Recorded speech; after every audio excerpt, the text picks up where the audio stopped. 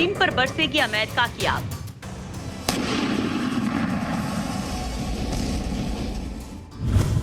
अमेरिकी सेना के टारगेट पर चीनी बदमाश। तड़पेगा जिनपिंग, छटपटाएगा पाकिस्तान।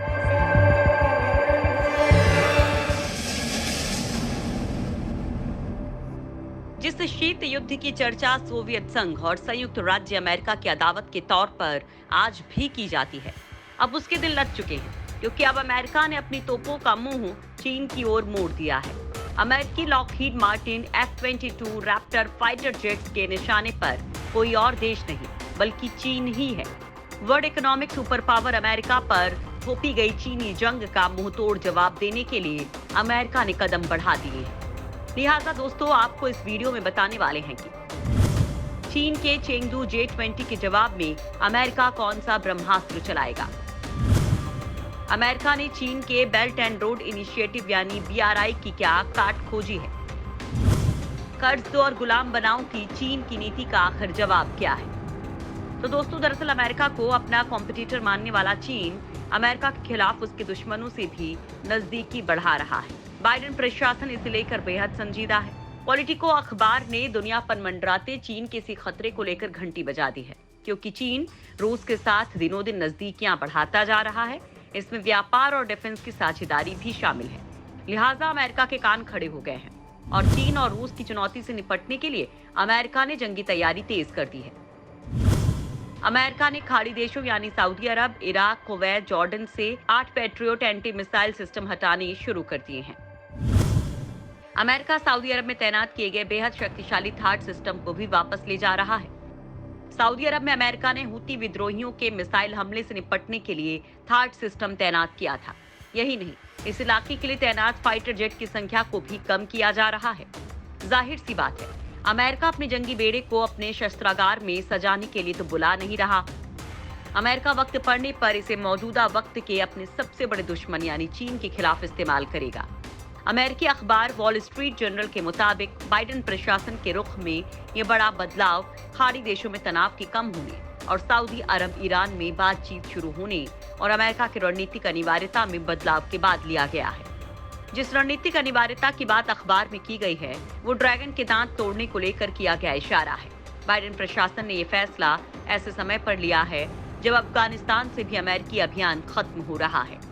अमेरिका अब अपनी सेना को चीन पर केंद्रित करना चाहता है, जो राष्ट्रीय सुरक्षा के मुद्दे पर उसका सबसे बड़ा दुश्मन बनकर उभरा है। सुपर पावर बनने की तमन्ना में दुनिया को खतरे में डाल चुके चीन पर लगाम कसने के लिए बाइडेन एडमिनिस्ट्रेशन ने G7 समिट में ही ऐलान कर दिया था। चीन की कमर तोड़ने के लिए अमेरिका ने चीनी कारोबार पर लगाम कस दिया है। चीनी युआन ही वो ताकत है जिसके बूते चीन दूसरे देशों को गुलाम बनाता है। अमेरिका ने इसके खिलाफ भी दो धारी तलवार निकाल ली है। यही आज के वीडियो कंटेंट का तीसरा टॉपिक भी है, यानी कर्ज दो और गुलाम बनाओ की चीन की नीति का जवाब क्या है। तो इसका जवाब है अमेरिका की वो दो धारी तलवार जो चीन की आर्थिक रग तो काटेगी ही, साथ ही दुनिया भर में उसकी पहुंच बढ़ाने के लिए उठाए जा रहे कदमों पर भी फुल स्टॉप लगा देगी। तलवार नंबर 1, अमेरिकी संसद में पास किया गया प्रस्ताव। तलवार नंबर 2, अमेरिका का blue dot network.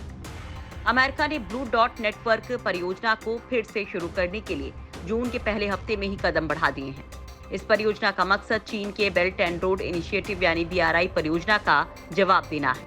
Blue dot परियोजना की रूपरेखा 2 साल पहले तैयार की गई थी, लेकिन पूर्व राष्ट्रपति डोनाल्ड ट्रंप ने इसमें दिलचस्पी नहीं ली।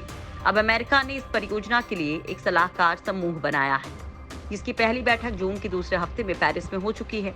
बैठक में करीब 150 कंपनियों के अधिकारी शामिल हुए, ताकि आर्थिक क्षेत्र में ड्रैगन के बढ़ते कदम को रोका जा सके। इस परियोजना पर अमेरिका $12 ट्रिलियन खर्च करेगा। आपको बता देते हैं कि कैसे अमेरिका इसके जरिए ड्रैगन के दांत तोड़ेगा। यही आज के वीडियो कंटेंट का दूसरा टॉपिक भी है कि अमेरिका ने चीन के बेल्ट एंड रोड इनिशिएटिव यानी BRI की क्या काट खोजी है। तो BRI को नेस्तनाबूद करने और विश्व व्यापार में चीन के बढ़ते प्रभाव का मुकाबला करने के लिए बाइडेन प्रशासन ने एक सप्लाई चेन स्ट्राइक फोर्स की शुरुआत की है। इस ग्रुप की कमान अमेरिका के व्यापार प्रतिनिधि के हाथ में है। खासतौर पर चीन से रेयर अर्थ और नियोडाइमियम मैग्नेट के आयात को लेकर शिकंजा कसा जाएगा। इसके लिए अमेरिका ने अपनी व्यापार कानून की धारा 232 के तहत जांच करने का काम इस ग्रुप को दिया है। अमेरिका का दावा है कि रेयर अर्थ और नियोडायमियम मैग्नेट की आयात का अमेरिका की राष्ट्रीय सुरक्षा पर खराब असर पड़ सकता है। हांगकांग की वेबसाइट एशिया टाइम्स की एक रिपोर्ट के मुताबिक चीन भी अमेरिका की इस पहल का जवाब देने के लिए कमर कस रहा है। वहां कुछ पश्चिमी कंपनियों पर प्रतिबंध लगाने की तैयारी चल रही है। ऐसे में दोनों तरफ चल रही तैयारियां दोनों महाशक्तियों के बीच भविष्य में शीत युद्ध के और तीखा होने का संकेत है। इस शीत युद्ध में मुख्य प्रतिस्पर्धा टेक्नोलॉजी के क्षेत्र में आगे निकलने की है। ऐसी होड़ दुनिया ने इसके पहले कभी नहीं देखी है। चीन के BRI और अमेरिका के BDN में बुनियादी फर्क यही है कि चीन की परियोजना पूरी तरह सरकार के काबू में है, जिस पर अमल पब्लिक सेक्टर की कंपनियां करती हैं, जबकि BDN एक प्राइवेट पब्लिक पार्टनरशिप परियोजना होगी, जिसमें निजी क्षेत्र की बड़ी बीमा और पेंशन फंड कंपनियों का बड़ा रोल होगा, जिसमें सामरिक रूप से महत्वपूर्ण देशों में आधुनिक टेक्नोलॉजी को चीन के खिलाफ और पैना करने पर जोर दिया जाएगा। स्ट्राइक फोर्स की कमान अमेरिकी व्यापार प्रतिनिधि कैथरीन टाई के हाथ में है, जो चीन के गैर कानूनी कारोबारी कदमों को रडार पर लेगी।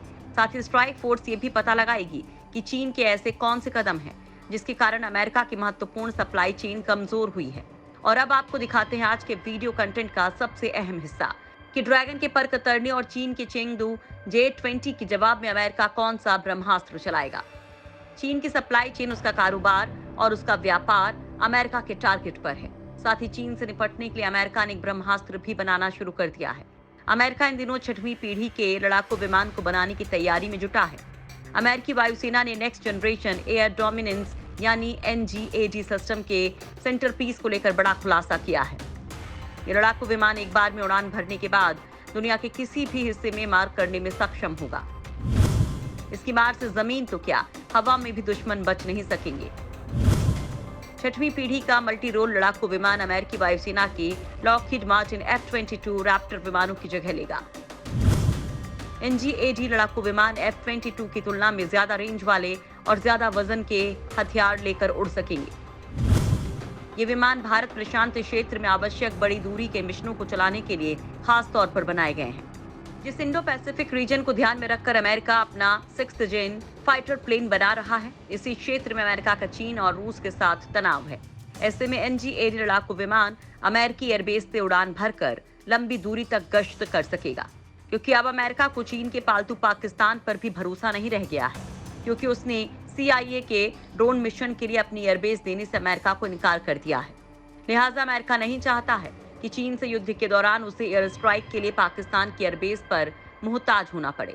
6वीं पीढ़ी के लड़ाकू विमान का एक वर्जन इंडो पैसिफिक क्षेत्र में लंबी दूरी के अभियानों को अंजाम देने के लिए बनाया जा रहा है। इसके पास ज्यादा मात्रा में हथियार लेकर उड़ान भरने की क्षमता होगी। वहीं यूरोप में संभावित युद्ध से निपटने के लिए अपेक्षाकृत कम रेंज के लड़ाकू विमान भी बनाए जा रहे हैं। फिलहाल अमेरिकी वायुसेना के पास दुनिया के सबसे खतरनाक कहे जाने वाले 5th gen fighter jets Lockheed Martin F-22 Raptor विमानों की पूरी फौज है, जो अपने बूते पर चीन को घुटनों पर लाने की ताकत रखते हैं। लॉकहीड मार्टिन F-22 रैप्टर्स को 16 साल पहले 15 दिसंबर 2005 को अमेरिकी वायुसेना में शामिल किया गया था। अब तक इसके 195 यूनिट्स बनाए जा चुके हैं। इनमें से 8 विमान टेस्टिंग के लिए रखे गए हैं। बाकी के 187 F-22 रैप्टर अमेरिकी वायुसेना में ऑपरेशनल हैं। ये विमान इतनी खतरनाक टेक्नोलॉजी से लैस हैं कि इसे अमेरिका ने किसी भी दूसरे देश को नहीं बेचा है। अमेरिका के बाद डिफेंस टेक्नोलॉजी के मामले में दूसरे नंबर पर आने वाले रूस, चीन और फ्रांस भी अभी 5वीं पीढ़ी के लड़ाकू विमानों में ही उलझे हुए हैं। भारत समेत कई देश तो ऐसे हैं जिनके पास 5वीं पीढ़ी के लड़ाकू विमान है ही नहीं। चीन दावा करता है कि उसका J-20 लड़ाकू विमान 5वीं पीढ़ी का है, लेकिन घटिया टेक्नोलॉजी वाला चीन का ये विमान ऐन वक्त पर धोखा दे जाए, इसमें भी कोई दो राय नहीं है।